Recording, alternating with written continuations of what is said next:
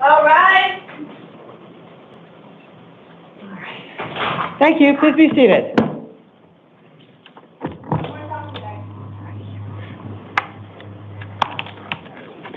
Let's go ahead and get the Spanish speaker up if we could. This Cabrata. Can we get Mr. Cabrata up here, please? Let's try to get the interpreter out of here.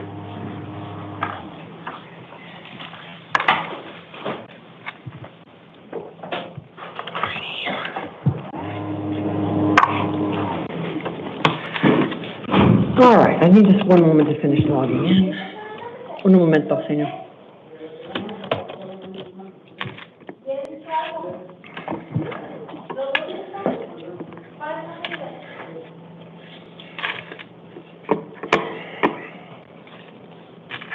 All right, is the interpreter able to hear me? Yes, good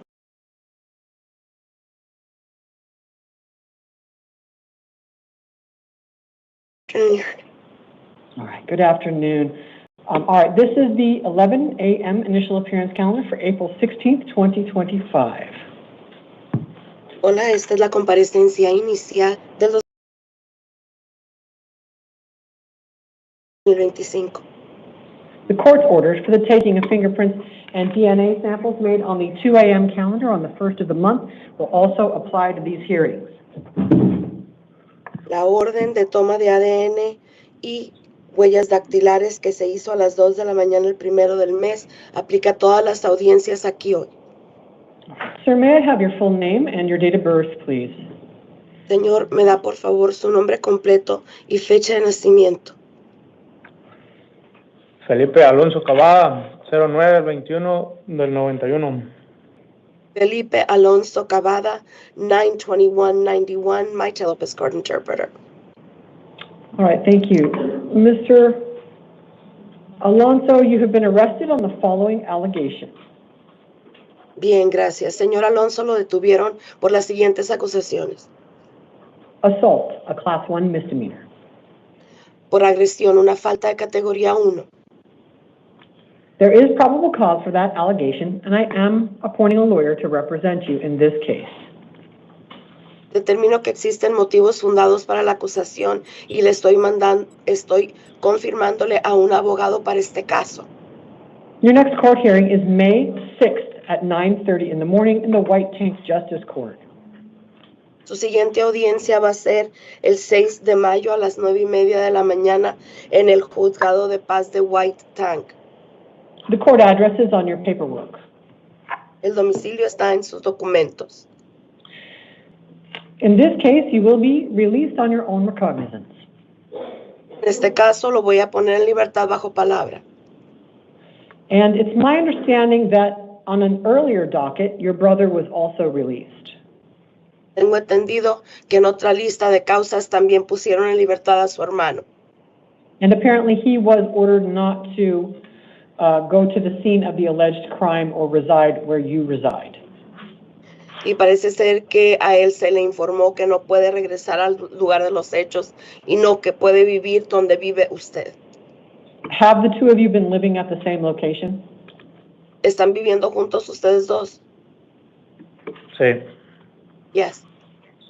All right, then because he was already ordered to find another place to stay, I will let you return to and reside at this residence while the case is pending. Como a él ya le ordenaron que no puede volver a esa casa, a usted le voy a permitir que sí regrese ahí mientras esté pendiente el caso hasta que se resuelva. You're not to have any contact with him nor respond to any contact from him while your case is pending. Mientras su caso esté pendiente, no puede tener ningún contacto con él y si él se comunica con usted, usted no le puede contestar. And remember that if his case were to be dismissed, but your case continued onward, you are still ordered not to have contact with him. Recuerde que aunque el caso de él lo desestimen, no puede tener usted contacto con él si su caso todavía está pendiente. So if that were the case and suddenly he were allowed to come back to the residence, you still would not be allowed to have contact with him if your case remains pending. Entonces, si el caso de él termina y lo dejan regresar a la casa, usted todavía, si tiene pendiente el caso, no puede hablar con él. So, everything else you need to know is in your order. That includes no weapons, no alcohol. Todo lo demás que tiene como medidas cautelares están en sus documentos. Esto incluye que no puede consumir nada que contenga alcohol y no puede portar armas. All right. We're going to get you a copy of your paperwork and you'll be all done for today. Good luck.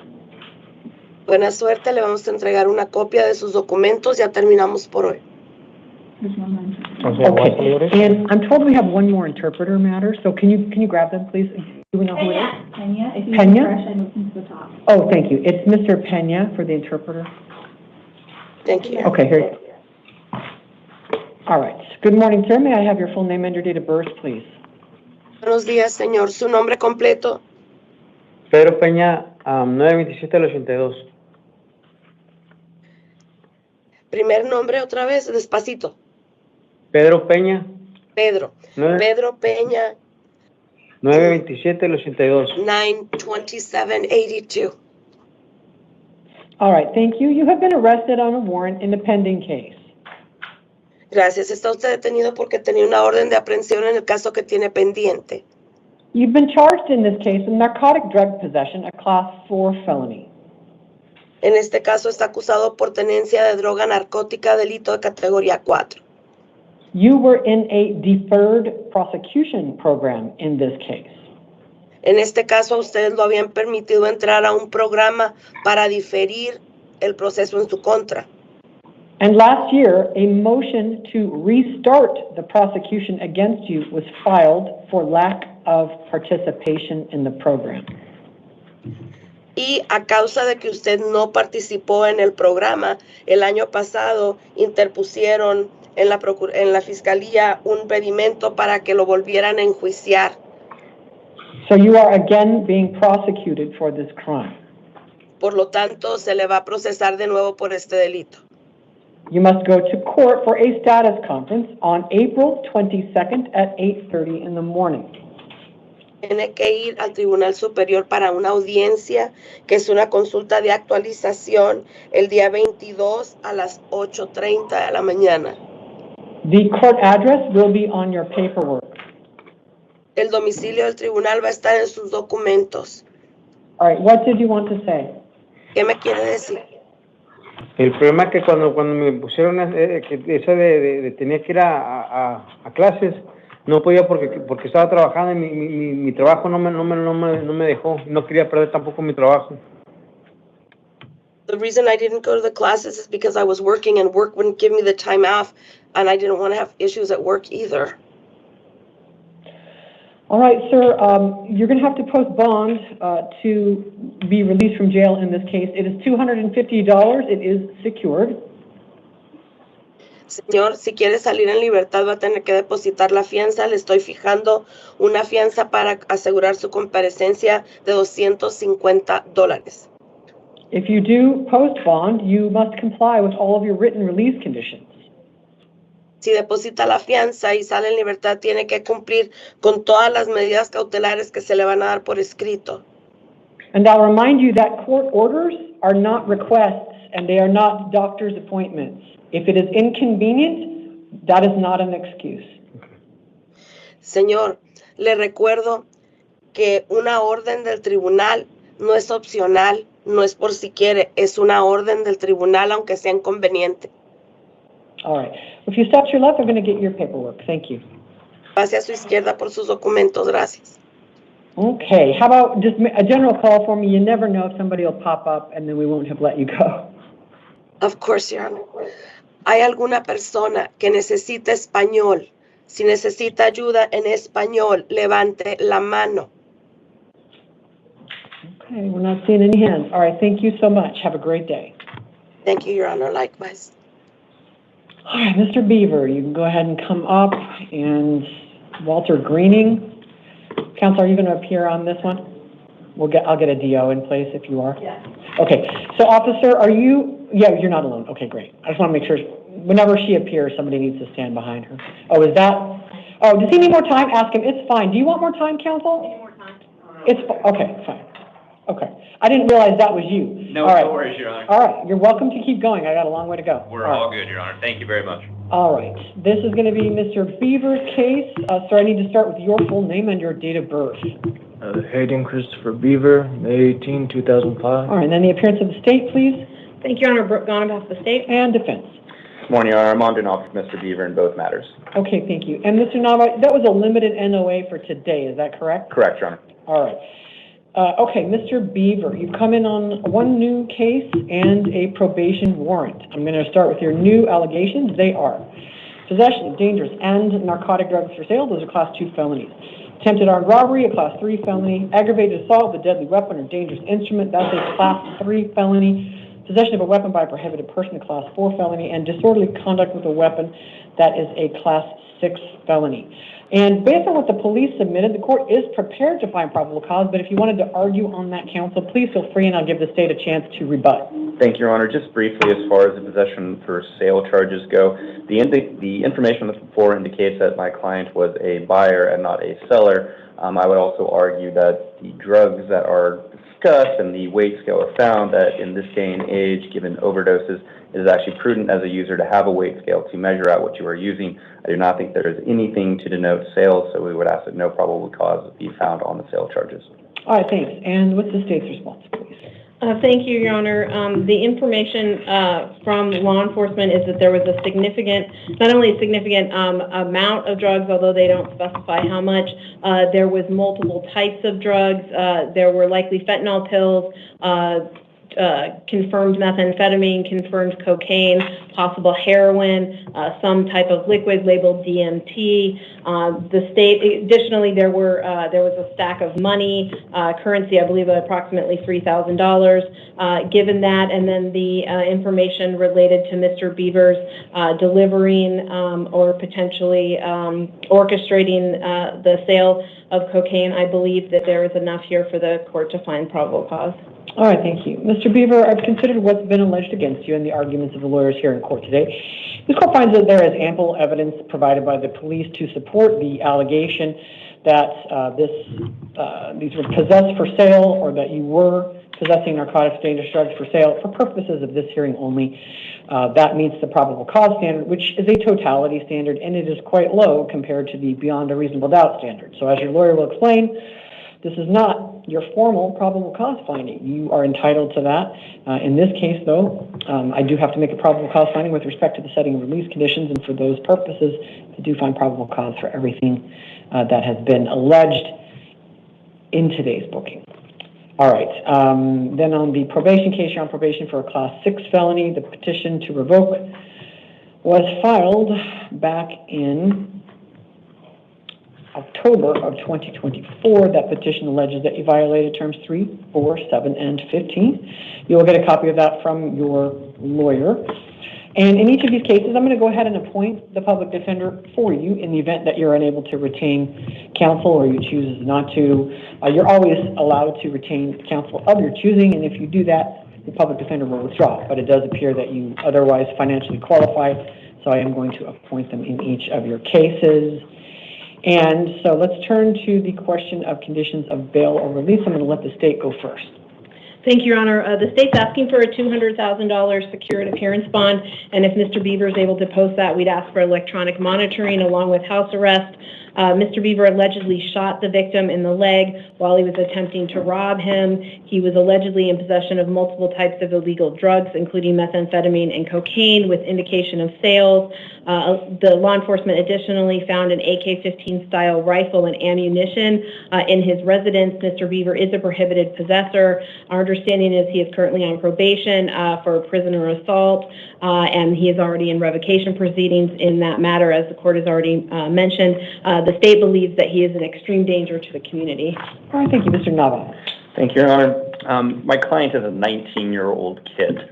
I've represented him before. I would note that the probation matter, which we're here, in which the state briefly addressed, my client was 16 years old at the time. I think that this is somebody who the system is having a hard time accommodating, not that he needs accommodation. He understands that he is making mistakes. And he actually told me, I would like to be on an ankle monitor. I know that I need guidance. I know that I need structure. I have had a talk with him because I see him as a little brother. And he is somebody that I know can be taken care of without holding him in custody. The rules of criminal procedure require OR release, which we are not asking for, unless the person is a flight risk or a danger. He has family. He would go to live with his father, who can take care of him. He actually has 2 children of his own, which has led to a lot of stress and to a lot of issues that I think have triggered some substance abuse issues. He has an 18-month-old and an 8-month-old who he takes care of, who he is the sole provider for in an e-commerce business, and he's about to work for his dad as well. His wife does not work. His wife is only there to take care of the children. So we believe that him being out would be necessary to take care of those children. An ankle monitor and a curfew would be more than sufficient to both keep the public safe as well as the alleged victim safe. I would note that, again, the alleged victim from the probation matter was a detention officer in the juvenile facility, not someone that my client would have any contact with whatsoever. For those reasons, Your Honor, we would ask for a $25,000 secured bond in the new case and ask for ankle monitoring, electronic monitoring, and a curfew should he be released and post that bond. And we would also ask for a nominal bond in the probation matter. I can get into the probation a little more, but I can assure you that with my involvement, he will make his court dates. When I was involved, he always did make those court dates, and I think that he needs the guidance of somebody in his life, which he will now have. Thank you. Mr. Beaver, I've considered what's been alleged against you. I've considered your adult and your juvenile history, as well as the recommendations of the lawyers here in court today. Based on those, this court does find that there is a substantial likelihood that you're going to be revoked to prison in your probation case. And therefore, pursuant to Rule 7.2C and the other applicable rules as cited in my order, you are held without bail in your probation case. In the new case, the court sets bail in the amount of $100,000, and it is cash only. And that is because, Mr. Beaver, what is alleged against you is considerably further beyond what this court believes requires bail, and a significant bail, to meet the goals of bail, which are threefold, and they are set forth in our Constitution. One of those is the appearance at future court hearings. This court finds you're substantially unlikely to appear at future court hearings, given that you may face a prison mandatory sentence, and the court already could not get you to appear for nor participate in your adult probation case. So the court finds that you pose a high risk of not appearing. The court also believes that you pose a substantial risk to the community and to specific people in the community, and that would be the victim you are alleged to have shot, and as to which there appears to be a very strong weight of evidence against you, as well as the allegations that you had at least that weapon and then an AR-15 while you were on adult probation at your house.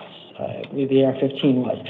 And so based on those, the court finds there's a risk both to the community of future offenses, I should say this is three things, and a specific risk of intimidation or retaliation against this alleged victim. And that the activity that's alleged indicates you may have access to substantial quantities of illegitimately obtained funds with which to post bail and flee the jurisdiction. So I'm setting bail in an amount that this court believes is entirely appropriate to your criminal history, your juvenile history, your current status on probation, and the specific allegations against you. The kinds of things that your lawyer told the court do not move the needle for this court on whether you may be dangerous in this community. And I believe that many of those may go to mitigation evidence, but that on the standard of bail, that is the least amount reasonably necessary to protect the community from the consequences of your potential violation of release conditions and the risk that you will not voluntarily appear for these charges. All right, everything's going to be on your paperwork, and it's going to make your court dates as follows. In the new case, status conference, April 22nd, 8:30 in the morning. That is the new case only. Preliminary hearing, April 24th at 8:30, and those are both in downtown Phoenix. The address is on the paperwork. In between those is the probation revocation arraignment hearing. And counsel, you can file a motion to get it pulled together, or when you go on the 22nd, they should be able to grab the probation case so that you don't have to go. My only concern, Your Honor, is that, in my experience, that status conference will most likely be vacated given the state's preferred method of finding probable cause. Completely agree. So I don't know that it matters, but I'll get them together. Fair enough. You've probably been down this road more than once. Okay. Sure. So right now, the probation arraignment hearing is April 23rd at 8:30 in the morning, 1 week from today, the 23rd. That's again in the downtown Superior Court. The address is on the paperwork. All right, everything's going to be on your paperwork. And Mr. Navarro, you're welcome to keep using the room. We got lots of people to go. Thank you, Your Honor. And we'll get you a copy as well. I appreciate it. And I know it'll be on the paperwork, Your Honor. I just missed it. What was the amount for the cash bond? $100,000. Thank you, Your Honor. Thank you. All right, I'm going to get, there's your copies. Perfect. All right, thank you. Mr. Greening, will you come in? I'm at Jason Sorensen, you'll be after that.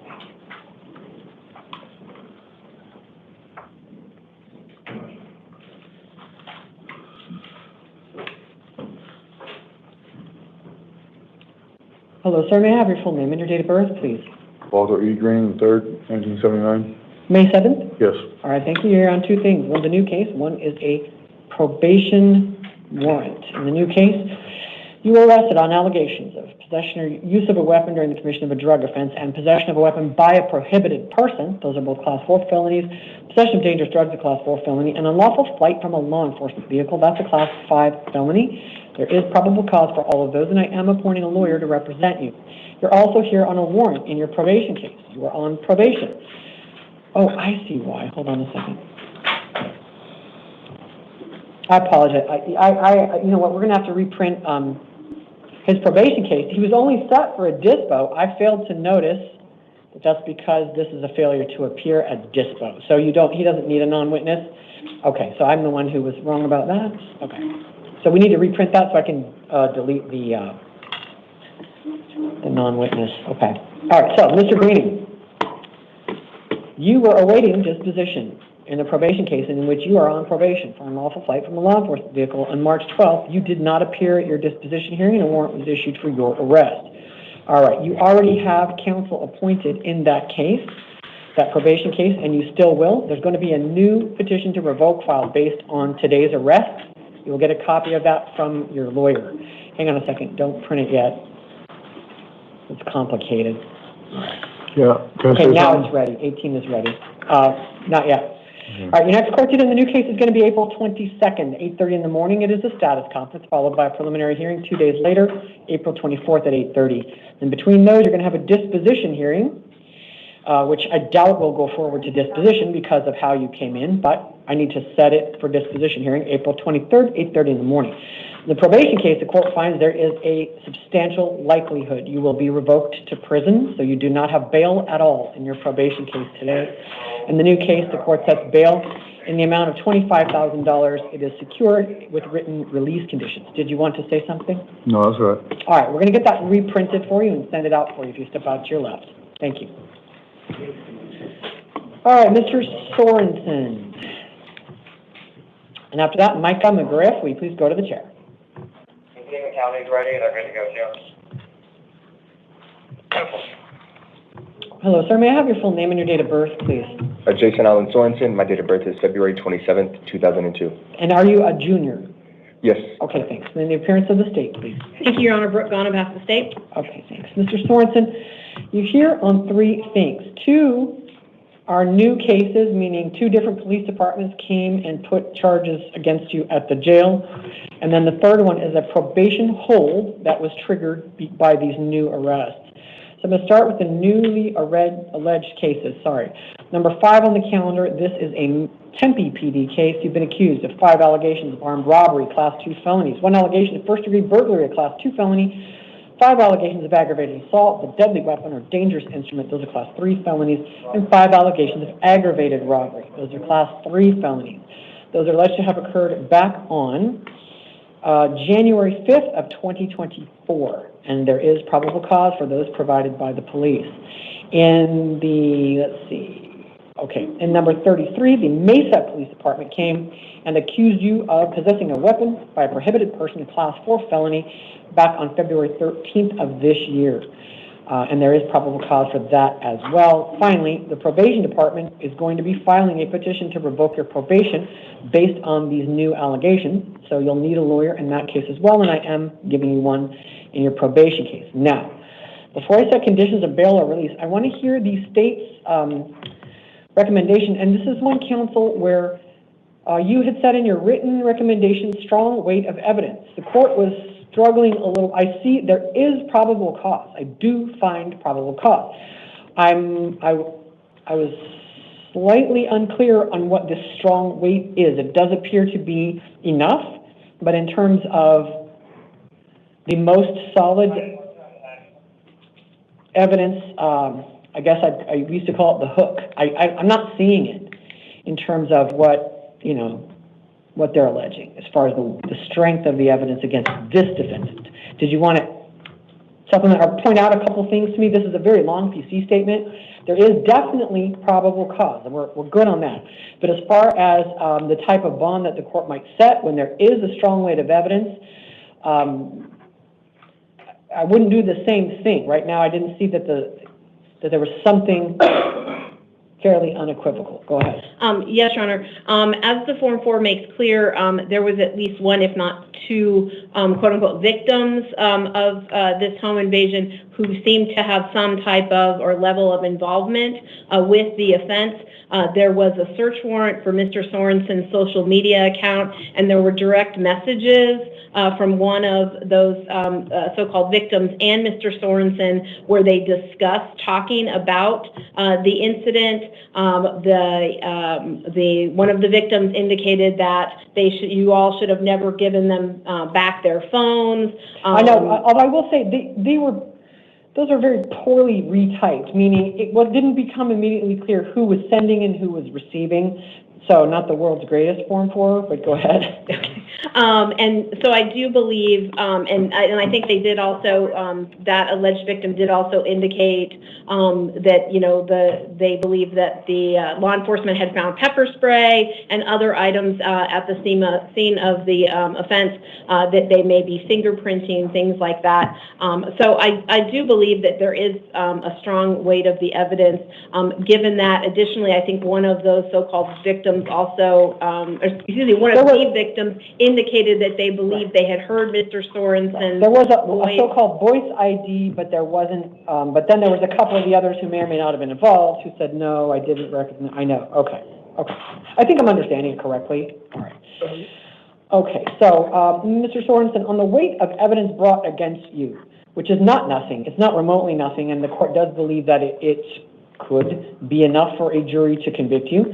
The court is going to set bail in the amount of $50,000 secured. That's about half of what I would have set if, for example, they had your fingerprints on the pepper spray or something else that is a much more unequivocal tie. But there is evidence that you were one of these participants.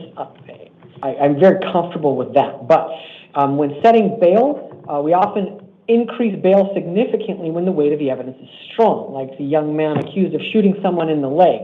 The evidence of that appears to be very, very strong. And so that's why he got a $100,000 cash bail. In a case like this, where the evidence against you, I wouldn't call it just circumstantial. Circumstantial evidence is identical to direct evidence. And in fact, 95% of all evidence is circumstantial. So I'm just saying there's not there's not as direct of a tie. So that being said, Mr. Sorensen, this is the beginning of your case. It's not the end of your case. And I don't think you should put any stock in the things that I'm saying about whether or not you're actually facing a conviction. Talk to your lawyer. Your lawyer's going to get police reports. Your lawyer's going to get a whole bunch more information than any of us currently has in court on these facts. I will set bail at what is to this court a very low amount for an armed home invasion, and that is $50,000 secured.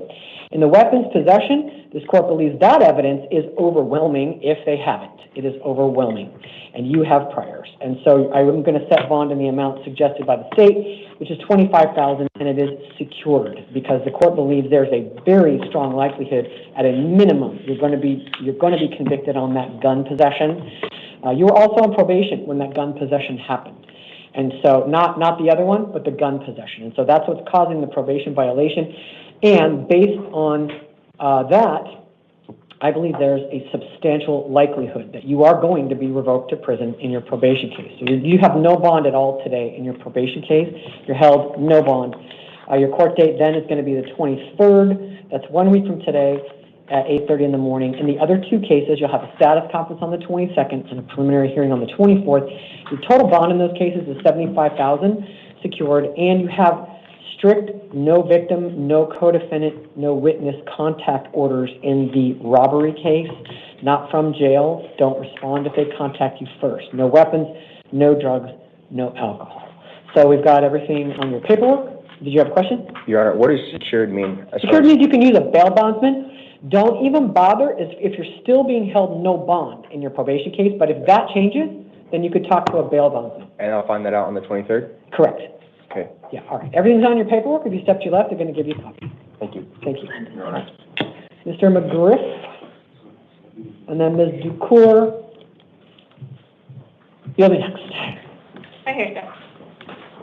All right. Hello, sir. Can I have your full name and your date of birth, please? Micah McGriff, 9705. Thank you. And the appearance of the state, please. Brooke, on behalf of the state. Thank you. All right. You just need to keep eyes front, sir. Okay. So you're here on a new case. You're arrested for drive-by shooting, a Class 2 felony, aggravated assault with a deadly weapon or dangerous instrument, a Class 3 felony, possession of a weapon by a prohibited person, a Class 4 felony, disorderly conduct with a weapon, a Class 6 felony, discharging a firearm in the city limits, a Class 6 felony, and criminal damage, a Class 1 misdemeanor. Based on what the police submitted, there is probable cause for all of these, and I am appointing a lawyer for you. Your next court date is a status conference, April 22nd at 8:30 in the morning in the downtown Superior Court, with a preliminary hearing, April 24th at 8:30. And before I set conditions of bail or release, what is the state's recommendation? Thank you, Your Honor. The state's asking for a $75,000 secured appearance bond. Mr. McGriff allegedly shot at the victim's vehicle during a road rage incident. He was allegedly in possession of a firearm. He is a prohibited possessor, having a prior juvenile adjudication for aggravated assault with a simulated weapon. We believe that he's a danger to the community, Your Honor. All right, thank you. Mr. McGriff, let's consider what's been alleged against you, your adult and juvenile history, and the weight of the evidence, which does appear to be fairly strong against you. And in this case, I do believe the state's recommendation is appropriate. Bail is set in your case at $75,000. That is secured. Secured means you can go through a bail bondsman. If you post it, you must comply with all of your release conditions. And those conditions, the no contact order applies whether you are in or out of jail. Absolutely no contact with the alleged victim, not direct, not indirect. No weapons, no drugs, no alcohol. Everything is on your paperwork. If you post the bond, comply with that. Don't miss your court dates. If you step to your left, you get a copy of that paper. Thank you. Thank you. Ms. Ducour, and then Marcus Fields, where you go to the chair.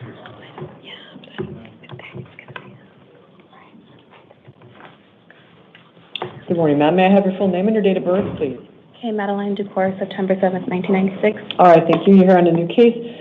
You're arrested for 5 allegations of fraudulent schemes, Class 2 felonies, 5 allegations of aggravated identity theft, all Class 3 felonies, and these date back to December 23rd, 2024, relating to the attempted purchase of a Tesla.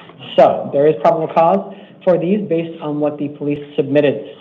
I am appointing a lawyer for you. Your next court dates are going to be a status conference, April 22nd, 8:30 in the morning, with a preliminary hearing, April 24th at 8:30 in the morning. And in this case, the court believes that the state's recommendation is appropriate, and that is $50,000, and it is cash. The reason for the cash is, number one, it appears you may have access to significant amounts and quality fraudulent ID that can be used to flee the jurisdiction to try to avoid prosecution.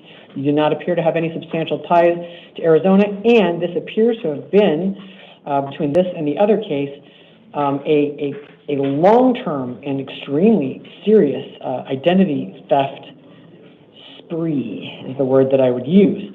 And so the court is also very concerned that you pose a risk of new criminal activity while out on release. So, in this case, your bail is $50,000 cash only. That is on top of the bond that you posted in your other case. You may have absolutely no contact with the alleged victim, whether you are in or out of jail.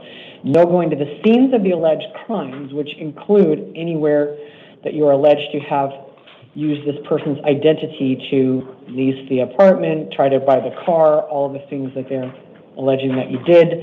no weapons, no drugs without a valid prescription. Everything is on your paperwork. If you step to your left, they're going to give you a copy. Thank you. You want to say something?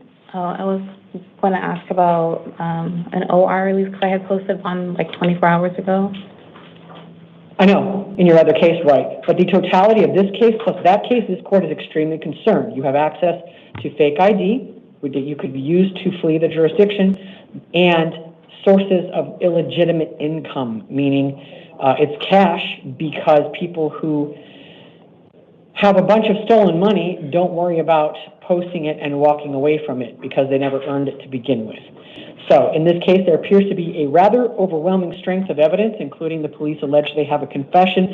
If that's true, you also face multiple offense sentencing. You can talk to your lawyer about this, but it means that you absolutely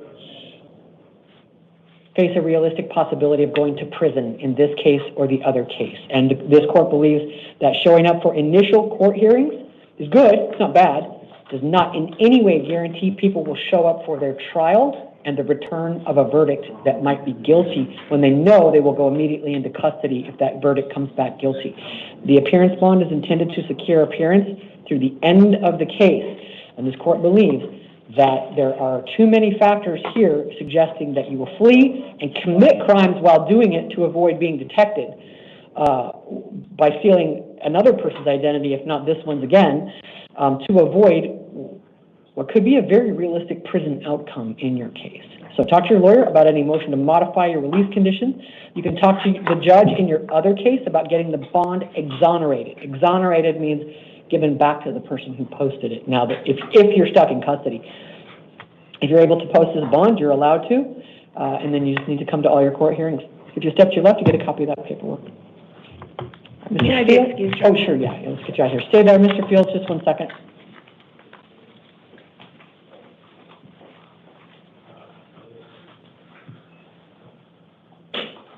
Okay, Mr. Fields, you can go ahead and come in, please, and then Tanya Greer, will you go to the chair? Hello, sir, can I have your full name and your date of birth, please? Marcus Andrew Fields, July 5th, 1983. Okay, thanks. You're here on a new case. You were arrested for 2 counts of aggravated assault with a deadly weapon or dangerous instrument. Those are Class 3 felonies, and 1 allegation of assault as a Class 2 misdemeanor. There is probable cause for those, and I am appointing a lawyer to represent you. Your next court date is a status conference, April 22nd, 8:30 in the morning in the downtown Superior Court, with a preliminary hearing April 24th at 8:30, same court.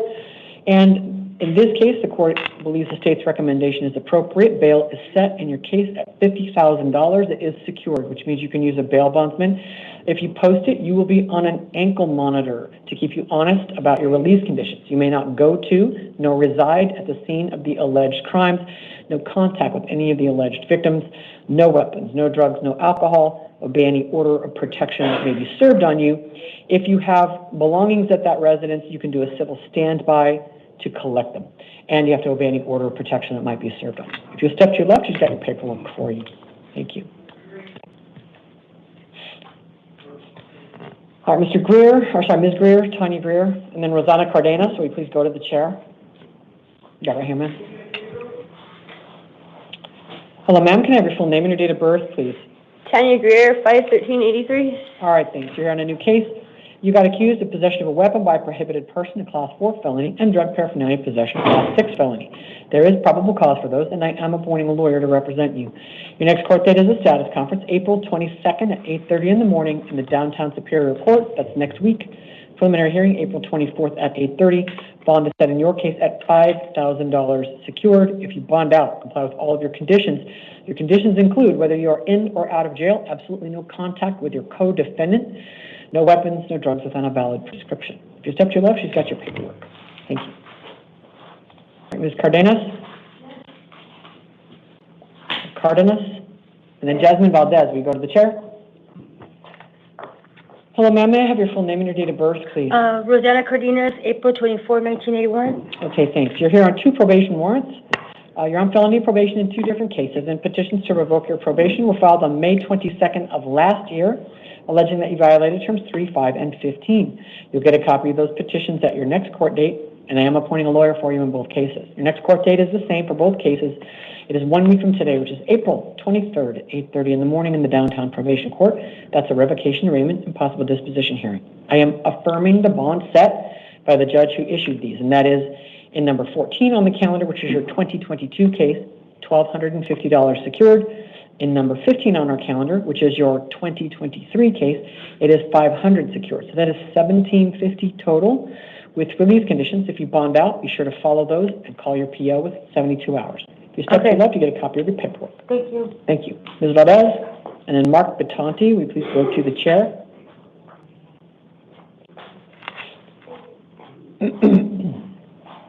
Hello, ma'am. Can I have your full name and date of birth, please? Lucia Valdez. What's your date of birth, ma'am? 12/31/99. Okay, thanks. You're here on a probation warrant. You're on probation in a felony case, and there was a petition to revoke your probation filed on April 1st of this year.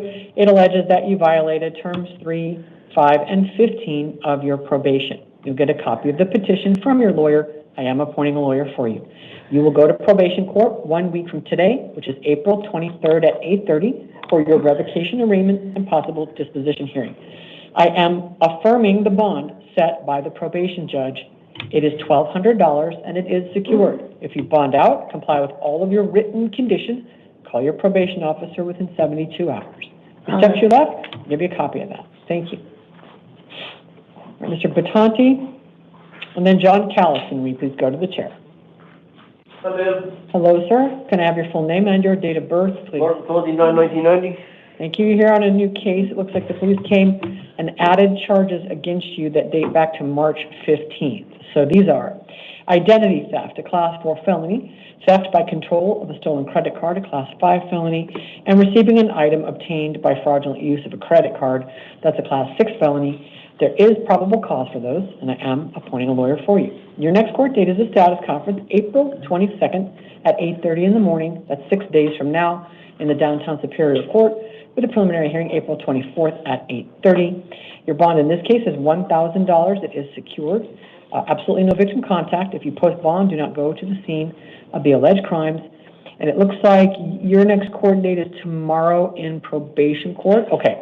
So they didn't put a hold on you for this because you're going to probation court tomorrow. So they can file a term 1 hold tomorrow if they want. So but they could release me tomorrow? They're not going to have jurisdiction over this case. So, I don't know, talk to your lawyer, theoretically. Talk to your lawyer. Does it look like I'm going to prison? Since you only have what? Does it look like I'm going to prison?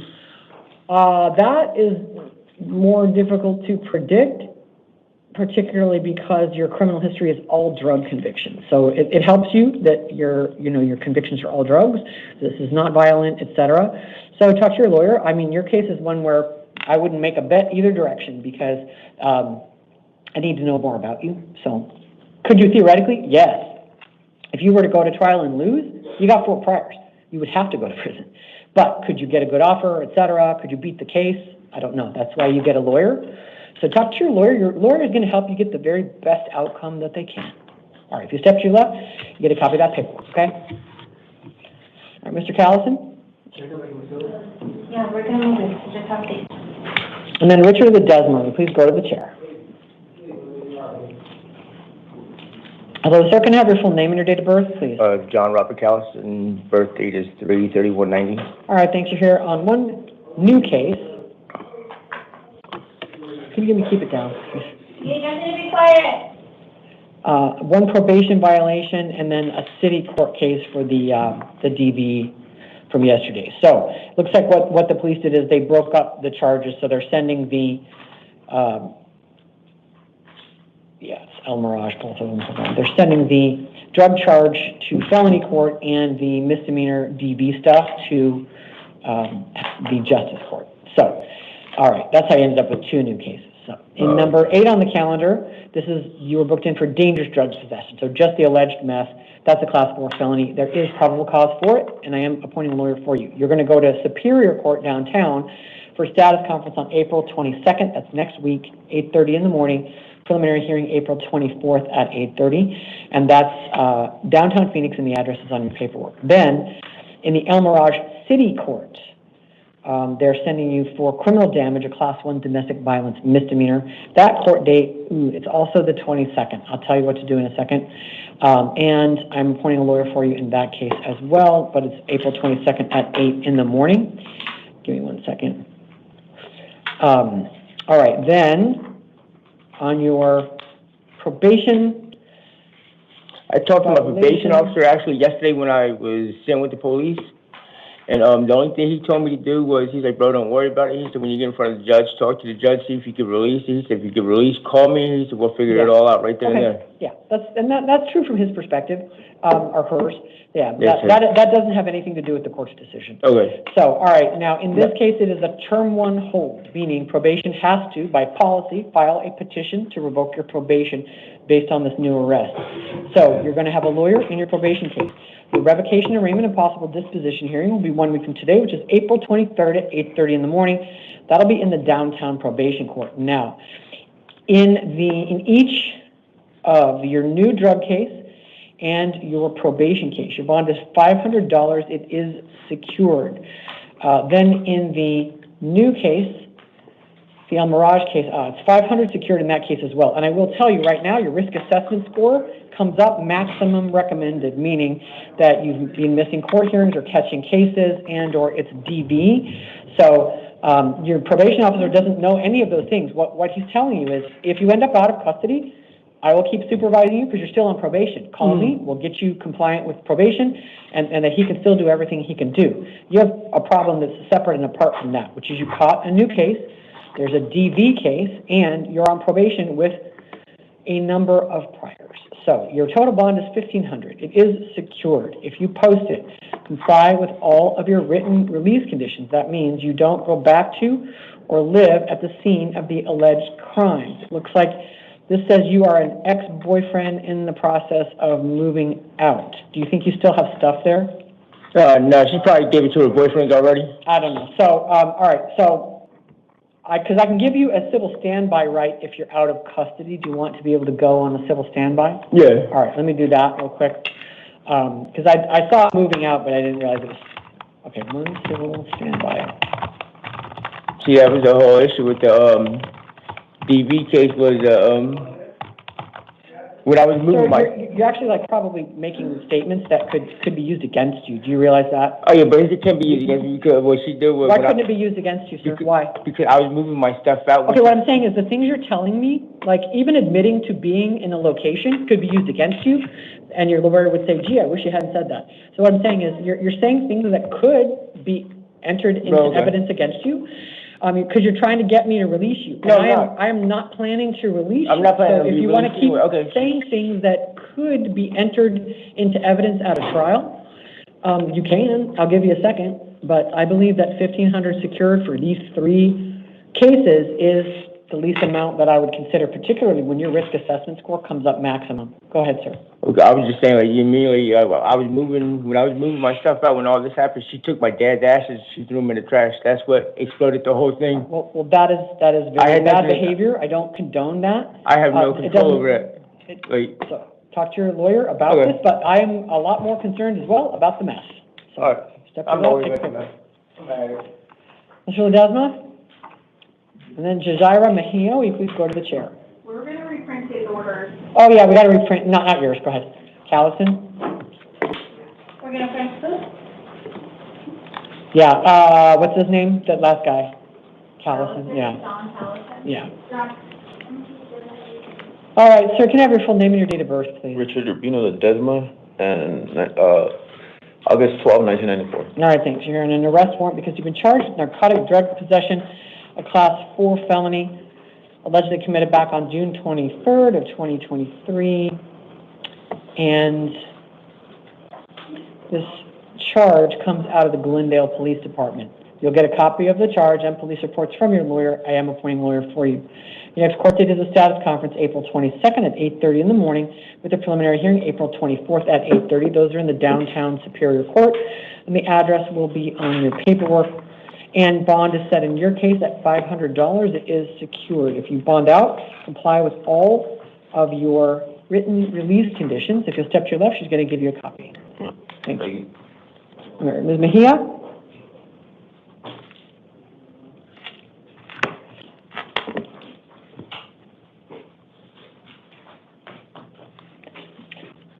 Hi, ma'am. Can I have your full name and date of birth, please? Yayo Mejia, 10495. Okay, thanks. You are here on two things. They are both probation violation warrants. You're on probation in 2 felony cases, and there were petitions to revoke your probation filed on March 31st of this year.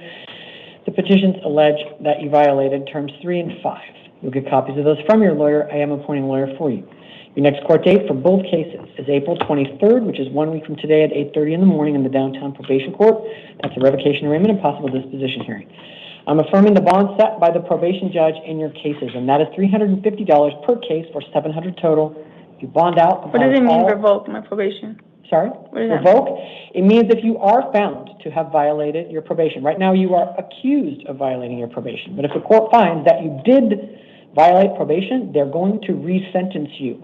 They could put you back on probation. They could revoke you to prison. So a petition to revoke probation is basically an accusation that you violated.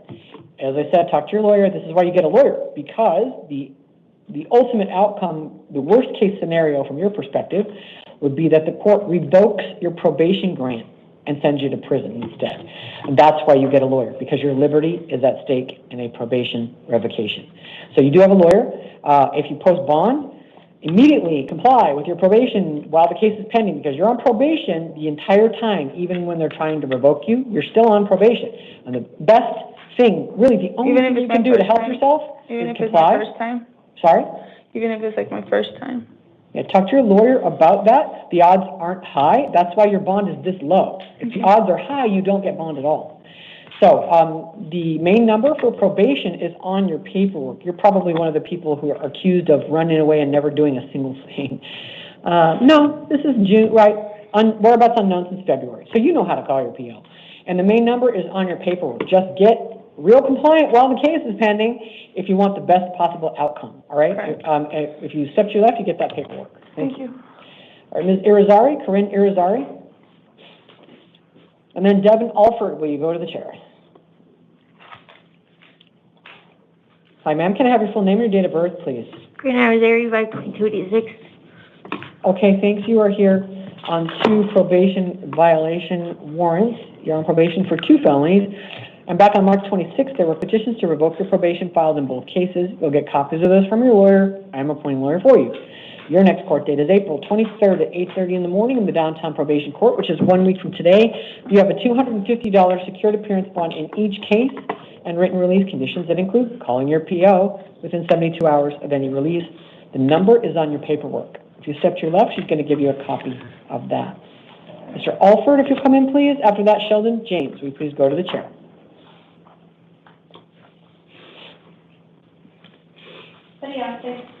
Hello, sir. May I have your full name and your date of birth, please? Alford, January 5th, 1992. Okay, thanks. You're here on a probation warrant. You're on probation for a Class 6 felony.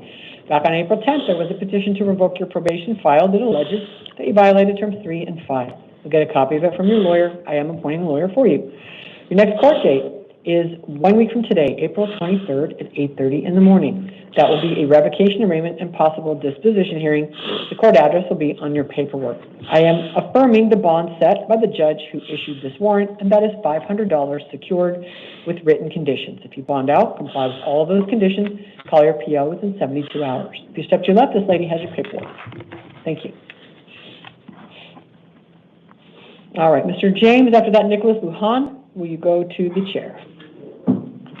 Morning, Your Honor. Hello, sir. Can I have your full name and your date of birth, please? Yes, Sheldon James, 42293. Okay, thanks. You are also here on a probation warrant in your Class 4 felony probation case. Yeah. On May 2nd of 2024, there was a petition to revoke your probation filed. It alleges that you violated terms 1, 6, 11, and 17.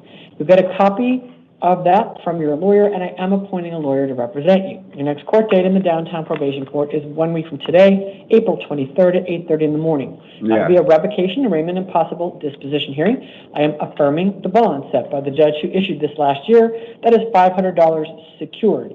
If you bond out, comply with all of your written conditions, and call your PO within 72 hours. If you step to your left, you've got your paper. Securus means only I can bond with the bondsman? Correct. Okay. All right. Thank you again. I hope you have a great day. You too. And thank you for good judgment, because All right, well, good luck. some of us need a mindset. Good luck. Thank you. Mr. Lujan, And then Alan Neal, will you go to the chair? Hello, sir. Can I have your full name and your date of birth, please? Nicholas 18 Lujan, 42495. All right, thank you. You are here on a probation violation warrant. Looks like you're on probation for a Class 6 felony. And back on April 10th, so about 6 days ago, there was a petition to revoke your probation filed. It alleges that you violated terms 3 and 5. You'll get a copy of it from your lawyer, and I am appointing a lawyer for you. Your next court date in probation court is April 23rd. That's next week, 8:30 in the morning, for a revocation, arraignment, and possible disposition hearing. The court address is on your paperwork, and your bond is $250. It is secured. It's on top of whatever other bonds or holds that you may have. If you bond out, be sure to comply with your conditions, and remember, you always have to call your PO within 72 hours of any release from any jail. If you step to your left, she's going to give you that paperwork. Thank you, ma'am. Thanks. Mr. Alan Neal, and then Eric Tamplin, will you please go to the chair?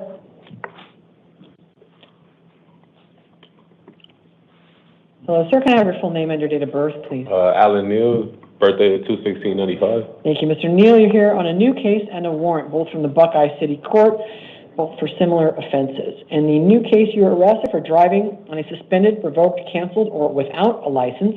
That's a Class 1 misdemeanor. We like to call it driving on suspended, but it covers all of those things. Also, criminal speeding, a Class 3 misdemeanor. There is probable cause for both of those. In the warrant from the Buckeye City Court, you've been accused of driving on a suspended, revoked, canceled license. That's a Class 1 misdemeanor. They've also added a misdemeanor charge of failing to appear in a misdemeanor case, which is itself a Class 2 misdemeanor that's alleged to have occurred on March 4th of this year. All right, in each of these cases, your court date in the Buckeye City Court is April 23rd, 1 week from today, at 1 o'clock in the afternoon. That address is on your paperwork. Your bond in each case is $100 secured for $200 total. If you bond out, comply with all of your written release conditions, do not miss your court dates. If you step to your left, I'm going to give you a copy of that paperwork. Okay, so I just got to bond out? You do, and I assume you can post that. The point of the bond is to make jail even more unpleasant and last longer so that you don't do this again. Yeah. So learn from that, and you never come back here. You'll never do another day, very likely. I don't know what your history is. Sometimes if you've done it a bunch of times, the judge might give you 6 months, but that's usually when people have like 10 plus convictions for this and they just won't stop driving. Anyway, you can retain a lawyer to consult with them if you want to do that. Just don't miss your court date. No, I got you. All right, if you step to your left, you get a copy of your paper. All right, thank you. All right, Mr. Tamplin, and then Brittany Kroldart. We go to the chair.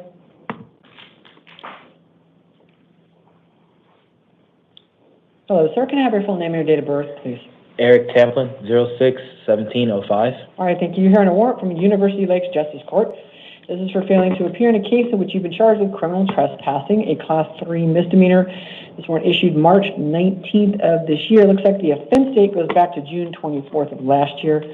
Your arraignment hearing on this warrant is going to be April 21 at 8:30 in the morning. That is 5 days from now in the University Lakes Justice Court. I believe that is in Chandler. Based on your record of appearance and non-appearance in this case, I am affirming bond in your case at $100 secured. That is what they wanted. That does take into account that this is only a Class 3 misdemeanor. All right, everything you need to know is on your paperwork. You'll have a lawyer there to help you with the bond issue only if you are unable to post it. If you do post it, do not miss your court date, and you'll get that money back at the end of the case. If you step to the left, you get a copy of that paperwork. Yes, ma'am. Thank you. Ms. Kroldart, and then Brian Lewis. We go to the chair.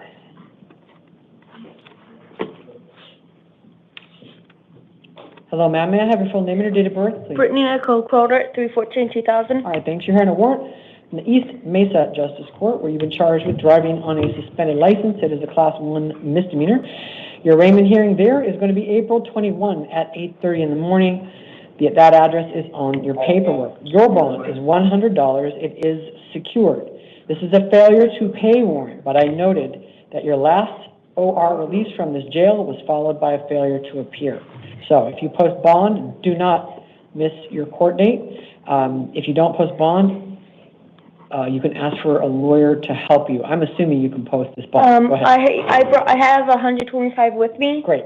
talk to the DOs about self-bonding. Okay. There's ways that they do that, but I don't literally know how, so ask them after court, All okay? right, perfect. All right, good luck, ma'am. Thank you. Don't miss your court date. All right, Mr. Lewis. And then Johanna Castro, will you please go to the chair? Hi, sir, can I have your full name and date of birth? My name is Brian William Lewis, 9672. All right, thanks. You're here on an arrest warrant from an older case. In this case, you were charged with possession of a weapon by a prohibited person, a Class 4 felony, and failing to admit the carrying of a deadly weapon concealed on your person or in a vehicle. That's a Class 1 misdemeanor. And probable cause was already found when these charges were filed. It says the alleged offense is December 30th of 2023. This comes out of the Mesa Police Department. So you'll get a copy of the charges and police reports from your lawyer. I am appointing a lawyer for you. Your next court date, 1 second, is going to be 2 weeks out. And that is going to be May 1st at 8:30 in the morning. May 1st is a week from tomorrow, 2 weeks from tomorrow, apologies. May 1st, 8:30, preliminary hearing, May 5th at 8:30. The address in downtown Phoenix is on your paperwork. I'm going to follow the recommendation to release you to pretrial services. These are not new charges. You didn't come in on new charges. The county attorney requested a bond, as they are routinely doing in this type of case, because their office is aggressively prosecuting this type of offense. But on these facts, I don't know what the underlying allegations are, but they're accusing you of having the weapon, and this case, they didn't ask for a summons in your case. They went directly to a warrant, but in this case, I know why, because you have an aggravated assault conviction. So if you want to be out of custody while the case is pending, sir, the point I'm getting to is it is critically important that you come to all of your court hearings. You do not miss your court dates. You're very likely facing at least a prison offer out of the gate. I want you to be realistic about that. Doesn't mean you're going to prison. Doesn't mean that's not the best outcome you can get, or that it is the best outcome you can get. You miss one court date on this type of charge with your history, you will never walk out of here on pretrial again. You're going to get a bond every single time. So if you want to defend your case while you're out of custody, you must appear. No exceptions. It looks like with your history, one more failure to appear, your risk assessment score is going to turn red, we call it, which means it's going to be extremely difficult not to get a bond. Do you understand what I'm telling you? Yes. If this was new, if this were yesterday, I'd be giving you a bond. But right now, apparently you've been out running around for 3 months, everything's okay, and the underlying charge isn't that you were doing something with this weapon, you just had it. And there's a big difference in that to me. So, Mr. Lewis, listen to what I tell you. Go talk to your lawyer. I gave you a lawyer to help you defend this case. Don't miss your court hearings, and don't violate your conditions. Term 1 of your conditions is don't commit new crimes. It is a crime for you to possess a weapon. Everything else is on your paperwork, okay? You step to your left, you get a copy. Ms. Castro?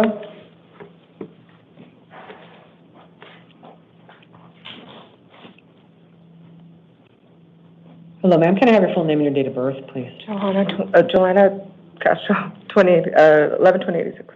86? Yes. Okay, thanks. You're on a new case. You're arrested for assault, Class 1 misdemeanor, and criminal damage, a Class 2 misdemeanor. I am appointing a lawyer for you. That'll happen at your next court date in Buckeye. Because it's my understanding, as of today's date, the city courts, we are still supposed to appoint counsel in DV cases where you qualify in the city court. The city court may, if the state's not seeking jail, they may actually not give you a lawyer. So we're in a bit of a changeover period with respect to that. So I'm just trying to say, you always have the right to hire a lawyer at your own expense, and I am appointing one for you. The Buckeye City Court may decide that you don't need one, need defined as if the state's not asking for jail. So you'll figure it out when you get there. Your arraignment hearing is May 6th at 2 in the afternoon. That's about 3 weeks from now, May 6th. Now, in your case, I am going to make what is an unusual order, which is that I'm going to order you not to have uninvited contact with the alleged victim. Normally, we just categorically order no contact. But there was a victim impact statement filed in which the alleged victim basically said, please give her no restrictions at all, extolled your virtues as a mother, wife, and person. So he says he's not in fear, and that this was a one-off. And so I'm releasing you, but it's leaving it in his hands, whether he has contact with you. So uninvited means if you call him from jail and he says, I changed my mind, I don't want to talk to you, you just got uninvited. And then you're going to have to stay somewhere else, you're going to have to bring proof to your next court date, etc.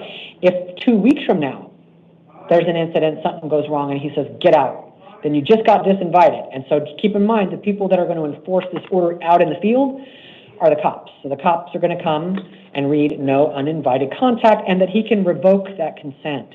So if they come out and he says, well, I told her to leave, and she said, no, I'm not leaving, they're going to arrest you for violating the order. So I never order less than that, because just because an alleged victim is okay right now, I also want a check on a defendant's behavior while the case is pending. So if you get served with an order of protection, that trumps all of this, and you have to comply with that order of protection. Well, it doesn't trump all of it. The no contact order. You have to comply with any order of protection. So if something were to go wrong, he gets an order of protection, you have to comply with that as well, regardless of whether I said you could have invited contact. I know I'm talking too much about it, making it more complicated than it needs to be. You can go back there, you can live there, you can have contact with him as long as he continues to allow it and the case is pending. If the case goes away, the orders go away. So no weapons, no drugs, no alcohol. I order that always, every time, because weapons, drugs, and alcohol are just a domestic violence time bomb. So none of that while the case is pending. And you've got your court date on May 6th. Other than that, I'm going to release you on your own recognizance. Do you have any questions after I got overly complicated about all that? No, just that I'm able to go home. Yes, and you can even call him for a ride. If he hangs up on you, then you just got uninvited. And keep in mind that violating a no victim contact order in a misdemeanor case could still be a felony if the violation were considered harassment. So in any event, just be careful to comply. Be careful not to have any incidents while the case is pending. That will make your situation worse. Go on May 6th, meet with your lawyer. If the Buckeye judge says the state's not asking for jail, which on these facts, I guess I'd be surprised if they were asking for jail. It's not up to me. Then they may say, okay, we're not paying for a lawyer. But always remember, you can go consult with a lawyer anytime that you want, okay? All right. Everything's on your paperwork. It still takes hours to be released. Try to be patient. We'll be out for dinner, okay? All right, good luck, man. Ow. Okay. Okay. And then let me know when we're ready for the last one. Are we good, officer? Yes. Okay, Mr. Torres Sandoval, come in, please. Are you ready with the microphone and stuff? Okay. All right, hi, sir. Can I have your full name and your date of birth, please? Yes, Juan Carlos Torres Sandoval. What's your date of birth, sir? 5/29/93. Okay, thank you. All right, and I do know you guys are here. All right, so sir, you got to keep eyes front. All right, thank you. All right, sir, you're here on a new case. We You're are. arrested? If not, sounds like Uh-oh, you got to mute them. All right, I'll let you know when your microphone is unmuted. Okay, you're muted again as far as I can tell. You want to tap it to be sure? Yeah, you're muted. Okay. All right, so sir, you got arrested for disorderly conduct, a class 1 misdemeanor alleged as a domestic violence offense. There is probable cause for it. I'm not appointing a lawyer for you, though, because you don't financially qualify. You have the right to hire a lawyer at your own expense or to just represent yourself. So I'm going to give you an next court date. Right now, I'm contemplating that as an arraignment hearing May 6th at 9 in the morning in the Santan Justice Court. I believe that's in Chandler as well. Yeah, that's on Chicago Street in Chandler. The Santan Justice Court, May 6th at 9 a.m.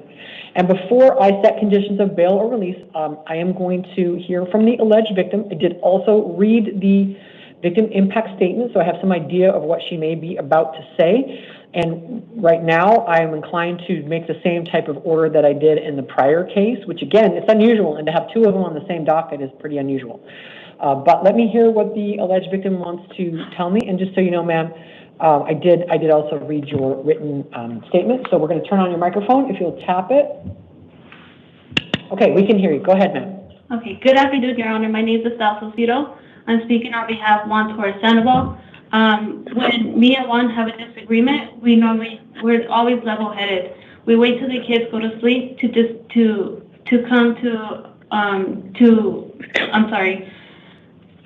talk about our disagreements. I've always known Juan to be an authentic and diligent person. I do have an autistic son who relies on him 99% of the time, and that being said, it's because he has a lot of patience, and he allows my son to have an emotional connection with him. The household right now with Juan not being present, it definitely does have a negative impact. Okay, so you're not asking me to order him to have no contact. You would like me to let him have contact and come home? Yes. Okay. All right. Okay, you go ahead and mute them again for me, please? And then will you tap it? I'd just like to make sure you guys are confident. I still heard that. One more? Okay, one more time? Okay, you're muted. All right, so Mr. Torres, I've considered what's been alleged against you, your lack of criminal history, and it appears you do have stable employment and a solid home life. And so based on the victim's input as well, I am willing to let you go home and not have uninvited contact with her. And so I'll tell you, the court is often, I can be particularly concerned about domestic violence occurring in a home when someone is accused of being law enforcement or in the criminal justice system, because actually that tends to increase some domestic violence problems, and in fact, the idea that there might be victim or witness intimidation or retaliation, and the court worries about that. And I worry about that in cases where there could be an ongoing problem in the home, and an alleged victim is in court arguing for release because they're actually abjectly terrified of the person. That does not appear to be this case. And you don't have any history. And the alleged victim, I don't have any reason not to believe her when she says that this is one-off, and it sounds like you have several children, one of them with special needs. I do understand that that can increase stress all the way around in a family, and that hopefully, at a minimum, this whole experience will, even if the case doesn't stick with you, the experience will stick with you as an additional check on your behavior. You're also innocent until proven guilty in this case. So you're going to be allowed to have contact with the alleged victim, which for my purposes of my order is the person in court. Now, I'm not making any orders about the children right now, but if she uninvites you, which, did you hear what I said about before? Okay, so she can revoke that consent later, meaning if there's a problem next week and she says, I don't want to talk to you, I don't want to see you. You just got uninvited. You're going to have to find another place to stay, etc. But I also think that having to come together and care for a lot of kids, etc., can often motivate people and be a good control on temper staying down, because you understand what's at stake and how close you came to not being able to provide for and care for those children. So do you possess any weapons as part of your job? I wouldn't think so, but I never know. Just a taser, but everything everything stays at the facility. Good. Excellent. Then what I'm going to say is, you may not be in possession of any weapons while the case is pending, except solely during and in the course of actively working on the clock at your place of employment. You may not possess them at any other location of time. You may not take home or otherwise be in possession of any weapons for work outside of work hours. And so, as long as you're leaving, as long as you're checking your taser in and out, all is well. Everything else is on your paperwork. If you do get served with an order of protection, comply with that as well. And no alcohol, no drugs. I order that in every DV case because alcohol and drugs just fuel domestic problems. So everything's on your paperwork. Any questions, sir? So am I getting ROR? You're getting released on your own recognizance. I believe, it appears, you will comply with release conditions. Yes, ma'am. And also, I find that your job is an extra factor that would increase the likelihood of you complying, because you know you could lose it if something goes, like, this is already bad. Yeah. Something else happens and it is potentially life-changing or career-changing at a minimum. And that is another consequence that will help keep things calm, keep things under control while this case moves through the system. All right, everything is on your paperwork. It's still very slow to be released, Absurd Victim Services can give your wife some information about like when to pick you up. It can be hours. I'm sorry. Try to be patient. You should, I hope, be out by dinner time. All right. If you step to your left, she's going to take that paperwork. Thank you, Your Honor. Good luck. Thank you. All righty. So then I've got 3 house calls, and what I have is, I know about, is Perla Vega, like kind of, she's on a non-acute suicide watch. My guess is she's having a, trouble functioning in general population based on the allegations. Okay. And Kenny Hernandez, he's in a safe cell, non-acute suicide watch as well? Correct. Okay, thank you. And then what about Miriam Essa? I don't know about her. Bizarre behavior, Your Honor. Bizarre behavior? Okay, thanks. All right, then I do find it could pose a risk of danger to those defendants or to others if they were physically brought to court for their hearings today. So I'm going to go conduct those hearings in person, in-house, immediately following this recording. I will advise Miriam Essa that she's here on a probation violation warrant. Looks like she's born 2/25/96. I'm appointing a lawyer for her. Let her know she'll get a copy of the petition from her lawyer, and that her court date in probation court will be April 23rd at 8:30 in the morning. That's a revocation, arraignment, and possible disposition hearing. And I'm going to affirm the bond in her case at $1,500 secured with written conditions. That's my inclination anyway. Perla Vega, born 2/27/03, is here on a new case. She was arrested for ag assault with a deadly weapon or dangerous instrument. That's a class 3 felony. Disorderly conduct. That's a class 1 misdemeanor. There is probable cause for both of those. I'm not finding probable cause at this time for the serious physical injury aggravated assault because the alleged injuries do not appear to meet the high legal standard for serious physical injury. I'll let her know that that is not dismissed. I'm just not setting release conditions for it. I'm going to appoint a lawyer for her and give her court dates of the status conference April 22 at 8:30, preliminary hearing April 24 at 8:30 in the downtown Superior Court. I'm currently inclined to follow the state's recommendation, which is $50,000 secured with written conditions. I am very concerned that she may be dangerous in the community. Absolutely no contact with the alleged victim. She can't go to or reside at the scene of the alleged crimes. No weapons, drugs, or alcohol. She has a case manager. She has to contact them. She must obey any order of protection served on her. Kenny Hernandez is here, born 2/25/96 on a new case. He's been booked in on allegations of child molestation, a class 2 felony, 3 allegations of sexual abuse, class 3 felonies, 3 allegations of ag assault on a minor, class 6 felonies, 1 allegation of assault as a class 3 misdemeanor. And there is probable cause for all of those. I am appointing a lawyer to represent him. And in this case, I want to reprint this one, okay? I just saw the state's recommendation.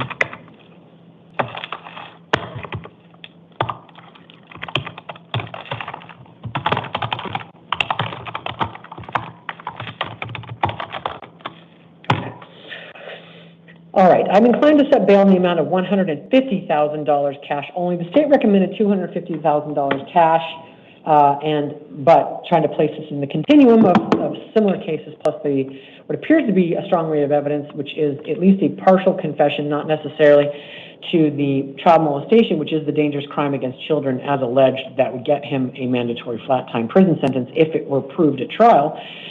In any event, I believe $150,000 cash with ankle monitoring as required by law is more appropriate. I'm going to order him not to go to the scene of the alleged crimes, no contact with the alleged victim, any complainant, which would be her mother in this case, no contact with anyone under the age of 18, including any children that he may have based on the reasoning in my written order, no weapons, no drugs, no alcohol, no contact with the alleged victim, not directly or indirectly. All right, everything, that's everything. All right, so if anything changes after I see any of them in-house, I'm going to update my formal written order. It is not the court's intent to